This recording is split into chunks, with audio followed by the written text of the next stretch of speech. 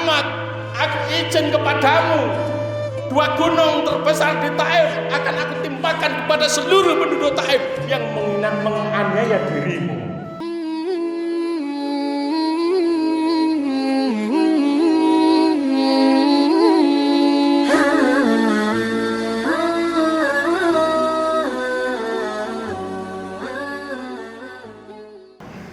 Innal hamdalillah nahmaduhu wa nasta'inuhu wa nastaghfiruh wa na'udzu billahi min shururi anfusina wa min sayyiati a'malina. May yahdihillahu fala mudilla lahu wa may yudlil fala hadiya lahu. Asyhadu an la ilaha illallah wahdahu la syarika lah wa asyhadu anna Muhammadan abduhu wa rasuluh. Allahumma shalli wa sallim ala sayyidina Muhammadin wa ala alihi wa sahbihi wa man tabi'ahu huda. Amma ba'd. Fa ya ibadallah, usikum wa nafsi bi taqwallah wa ta'atihi la'allakum tuflihun. Qala Allah ta'ala fi kitabil karim. A'udzu billahi minasy syaithanir rajim. Bismillahirrahmanirrahim. Ya ayyuhalladzina amanu taqullaha haqqa tuqatih wa la tamutunna illa wa antum muslimun. Ma'asyiral muslimin, sidang salat Jumat rahimakumullah. Bersyukur hari ini kita masih mendapatkan kenikmatan agung tetapnya iman Islam dan berikan kesehatan lahir batin sehingga masih diberikan kesempatan untuk menunaikan salat Jumat. Hari ini kita masih punya kesempatan menghirup udara segar di bulan mulia Rajab, di akhir Jumat atau Jumat terakhir bulan Rajab ini adalah hari yang mulia di bulan mulia, dan semoga kita semua hari ini mendapatkan kemuliaan dari Allah Subhanahu wa taala. Rajab, sebagian ulama menyebutkan komposisi hurufnya rojabun itu 3. Itu mengandung singkatan yang penuh makna. Ra adalah kepanjangan dari rahmatullah, rahmat kasih sayang Allah. Jim yang berada di posisi tengah itu kepanjangan jirmul abdi, artinya kesalahan seorang hamba. Sementara huruf akhir ba singkatan birrullah, kebaikan Allah. Ini mengandung pesan bahwa kita sebagai seorang hamba memang tidak pernah lepas dari salah dan dosa. Tapi apa artinya dosa kesalahan seorang hamba kalau diapit oleh rahmat Allah dan kebaikan Allah? Maka Rajab sekaligus adalah bulan pemutihan. Maka berapapun banyak dosa kesalahan kita, selagi di bulan ini kita memperbanyak istighfar, memohon ampun kepada Allah, niscaya seluruh dosa-dosa kita diampuni. Rajab adalah waktu yang tepat untuk menanam. Nanti bulan depan Sya'ban kita mengairi, ngasih pupuk, sehingga di bulan Ramadan ada harapan panen raya. Setiap petani berharap hasil taninya menghasilkan panen raya dan menguntungkan. Maka kalau peribahasa Arab menyebut man lam yazra' lam yahsud, siapa yang enggak mau nanam jangan harap panen. Inilah kesempatan bagi kita untuk menanam. Rajab tersisa beberapa hari ke depan. Karena itulah ma'asyiral muslimin yang dirahmati Allah, sebelum Rajab berlalu di mimbar kami ingin menyampaikan beberapa hikmah dan pelajaran berharga dari peristiwa agung Isra Mi'raj Nabi besar Muhammad SAW, tanpa harus mengulang kronologis peristiwa yang begitu panjang lebar, diungkap dalam banyak kitab-kitab seluruh ulama zaman dulu sampai hari ini. Beberapa poin akan kita ambil untuk jadikan pelajaran berharga bagi umat Islam hari ini. Kalau kita lihat apa latar belakang sehingga Rasul yang mulia itu harus diperjalankan dari Mekah sampai ke Palestina dan naik sampai ke atas langit ke-7, adalah peristiwa yang mendahuluinya. 10 tahun Rasul sejak menerima risalah kenabian adalah tahun-tahun terberat beliau. Tidak terhitung berapa kali mendapatkan ancaman, persekusi, perlawanan, ancaman pembunuhan dari para kafir Quraisy. Beruntung beliau memiliki orang-orang terdekat yang mendukung secara sosial politik, yang menyokong secara ekonomi, terutama dua orang yang istimewa. Yang pertama paman beliau sendiri namanya Abu Talib, yang kedua istri tercinta Ibu Khadijah binti Khuwailid. Meskipun begitu, ada waktu-waktu paling berat ketika Rasulullah dan begitu sedikit jamaah itu di tahun 7 setelah kenabian diboikot, ditaruh satu lembah, karantina terjadi, diputus hubungan dagang, hubungan perkawinan dengan komunitas luar 3 tahun lamanya. Sehingga Ibu Khadijah yang saudagar kaya raya, uangnya miliaran itu habis untuk membiayai seluruh umat Islam generasi awal. Dan paman Abu Thalib adalah orang yang ibarat dinding kokoh membentengi beliau dari seluruh ancaman itu.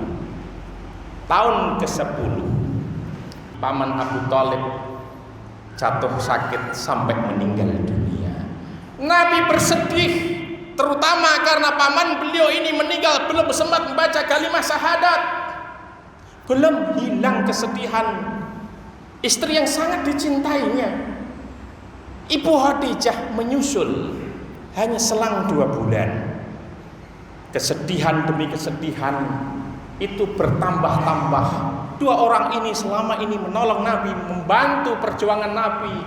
Abu Talib ini paman yang sejak usia 8 tahun menjadi ayah yang mengasuh Rasulullah, karena ayah Nabi Sayyid Abdullah setelah meninggal ketika Nabi masih dalam kandungan, akhirnya diasuh oleh kakek beliau Abdul Muthalib. Abdul Muthalib meninggal sehingga usia 8 tahun praktis Rasulullah dalam asuhan paman Abu Thalib. Usia 12 tahun sudah diajari dagang. Abu Thalib adalah sekaligus mentor bisnis Rasul. Perjalanan dagang sampai ke negeri Syam, melewati 4 negara, Syria, Jordania, Lebanon, dan Palestina. Maka tidak heran ketika Rasulullah dalam usia masih belia 25 tahun menikahi Ibu Khadijah, mahar atau mas kawinnya 20 ekor unta. Tidak lepas dari jasa paman Abu Thalib yang di tahun yang sama, tahun 10 dari kenabian, pamannya meninggal. Ibu Khadijah yang menopang seluruh kebutuhan ekonomi meninggal. Maka para sejarawan menyebut itulah tahun duka cita, Amul Husni. Maka pembesar-pembesar kafir merasa leluasa bisa menghalangi dakwah Rasulullah tanpa dukungan paman Abu Thalib dan Ibu Khadijah. Maka Rasulullah demi mengemban risalah kenabian harus menyusuri lembah, gunung-gunung berbatu dari Mekah, mengajak satu sahabat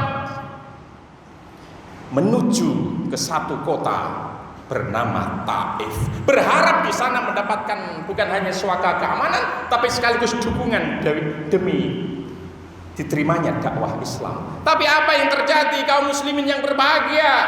Ternyata 10 hari Rasulullah berada di Taif, bukannya penerimaan, justru penghinaan, perlakuan tidak menyenangkan, bahkan penganiayaan.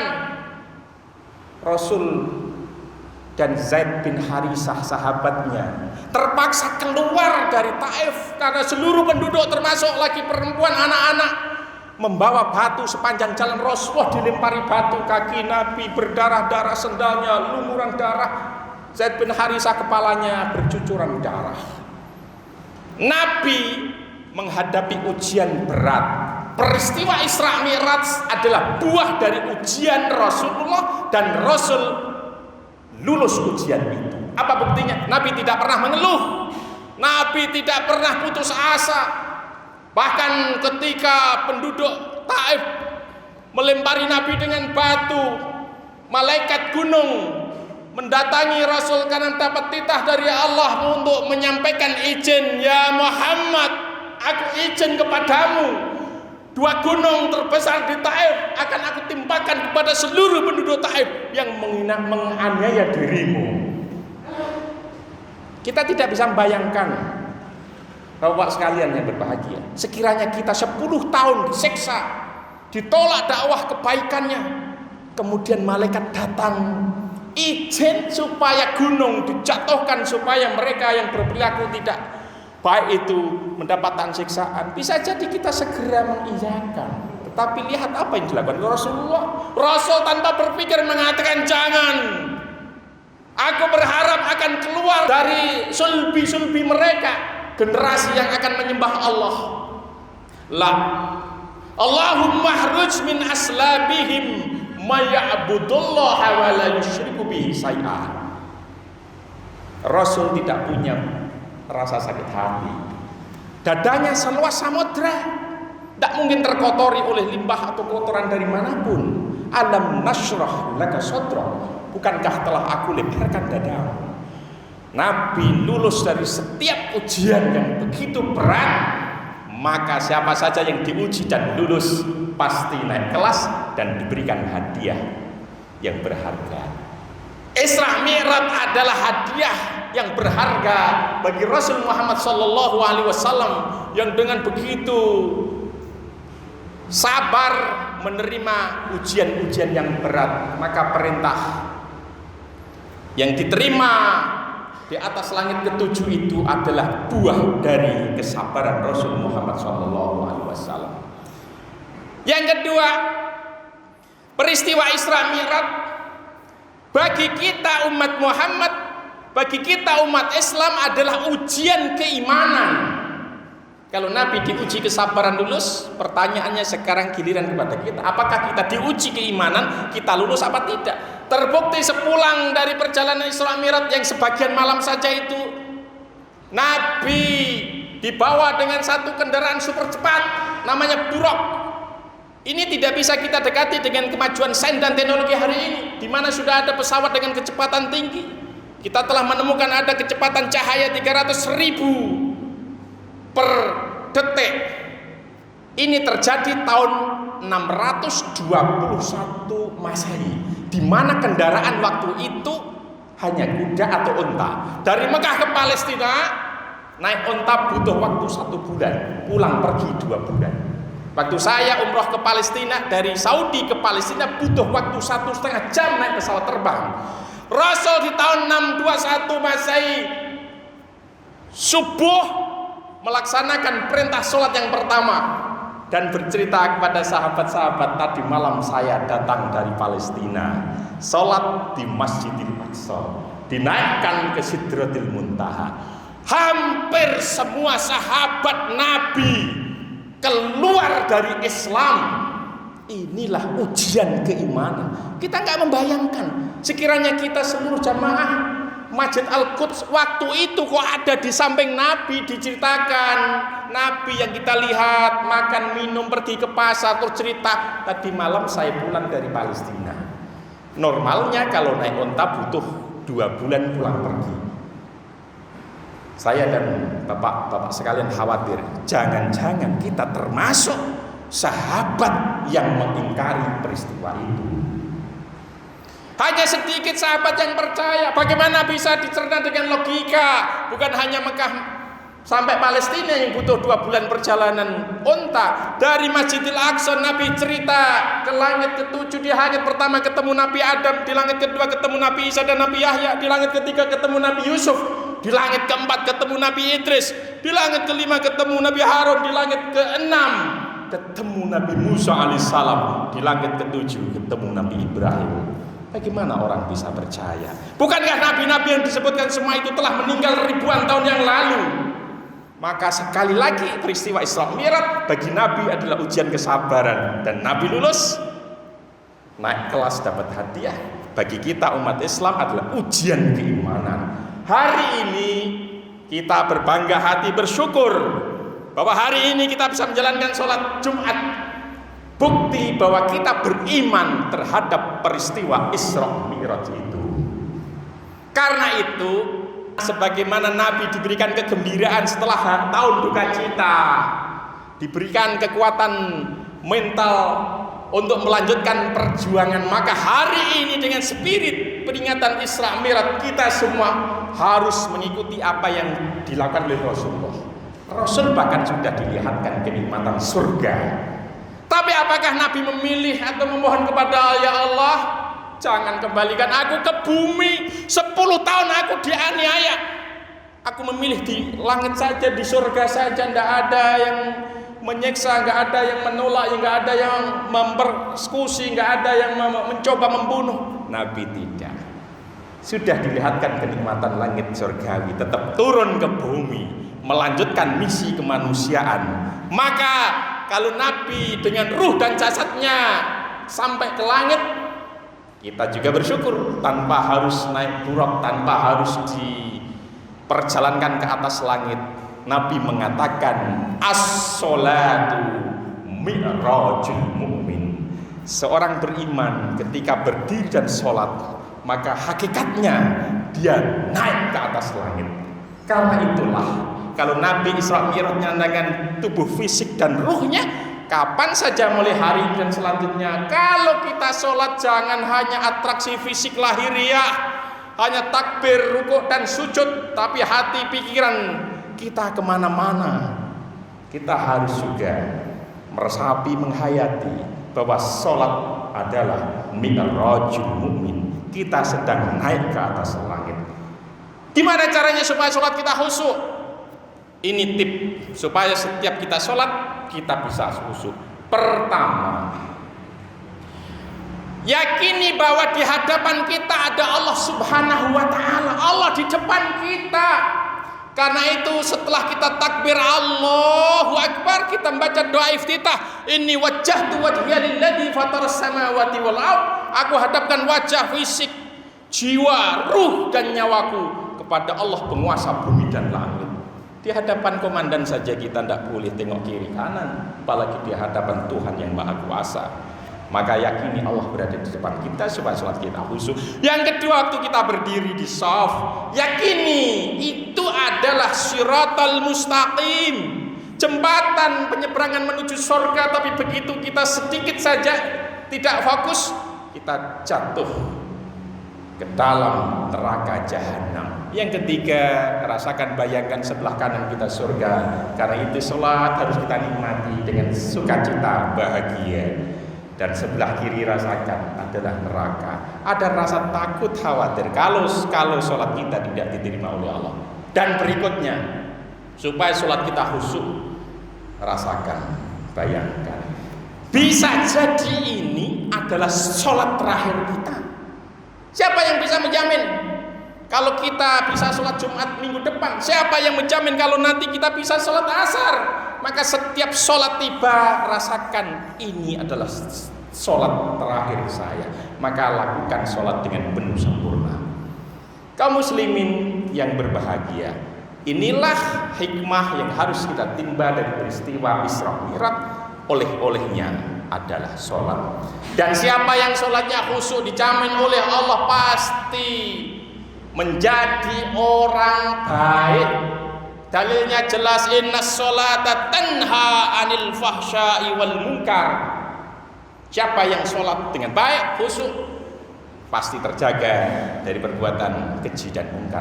Maka introspeksi masing-masing. Kalau hari ini kita rajin sholat, kenapa kita masih juga tergiur perbuatan-perbuatan maksiat? Bisa jadi sholat kita belum khusyuk. Isra Mi'raj juga mengajarkan kepada kita semua tentang keseimbangan hidup. Perjalanan Isra Mi'raj itu dua fase, dua rute yang berbeda. Yang pertama Isra itu perjalanan darat dari Mekah ke Palestina. Itulah hubungan horizontal. Dilanjutkan perjalanan dari Palestina Masjidil Aqsa ke langit, itu perjalanan vertikal menuju langit. Dalam Ali Imran disebutkan, duribat alaihim dhillatu ainama suqifu illa bihablim minallah wa hablim minanas. Siapa saja yang tidak berpegang pada dua tali, hablum minallah, hubungan vertikal dengan Allah, dan hablum minanas, hubungan sosial kemasyarakatan, maka niscaya dia jatuh dalam kehinaan. Semoga kita semua dengan meresapi pelajaran dan hikmah dari peristiwa agung Isra Mi'raj ini di bulan Rajab ini, yang tersisa tinggal berapa hari, kita manfaatkan sebaik-baiknya supaya seluruh dosa kita diampuni, bulan pemutihan. Kedua, ini saat yang terbaik untuk menanam amal-amal sehingga nanti di Sya'ban dan Ramadan kita bisa panen raya. Yang ketiga, nikmati hadiah oleh-oleh dari spiritual journey, perjalanan spiritual yang dilakukan oleh Rasulullah tahun 10 dari kenabian. Hari ini kita rasakan kebahagiaannya. Tandanya kalau kita sholatnya khusyuk dan kita merasakan bahwa sholat benar-benar hadiah pemberian Allah adalah kapan kita sholat seluruh masalah kita menjadi hilang damai dan bahagia. Maka Nabi kalau menghadapi masalah-masalah besar sebagai panglima perang, sebagai kepala negara, ketika capek Nabi memanggil tukang adanya, ya Bilal arihna bisolah, wahai Bilal kita rehat sejenak, istirahat sebentar dengan sholat.